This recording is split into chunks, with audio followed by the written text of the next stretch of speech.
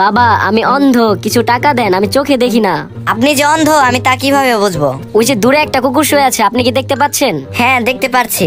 কিন্তু আমি ওই কুকুরটাকে দেখতে পাচ্ছি না। ভাই আমাকে এক কাপ দুধ চা দেন তো। এই নেন। ভাই আজকে আপনার হাতের চা অনেক ভালো হয়েছে। আরো ভালো হতো যদি দুধের মধ্যে কুত্তায় মুখ না দিত। আপনি কি ইংরেজি বলতে পারেন?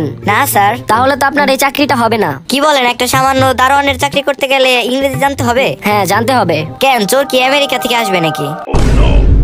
বল্টু তুই কি সাঁতার পারোস? না পারি না। হায় হায় কি বলস, একটা কুত্তাও তো সাঁতার পারে, তুই দেখি কুত্তার থেকে অধম। স্যার আপনি কি সাঁতার পারেন? হ্যাঁ পারি। তাহলে আপনার আর কুত্তার মধ্যে পার্থক্য কি স্যার?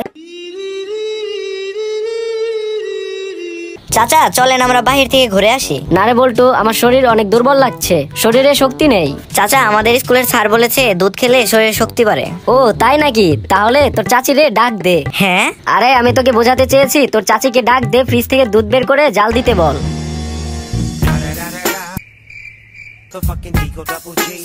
চাচা এই নেন মিষ্টি খান, আমি সরকারি চাকরি পেয়েছি। তা সরকারি চাকরি পেয়েছিস, ভালো কথা। আমি তোকে একটা উপদেশ দেই। কি উপদেশ? সরকারি চাকরি করে জীবনে উন্নতি করতে চাইলে খালি বেতনের আশায় বসে থাকলে হবে না, একটু ঘুষ টুস খেতে হবে।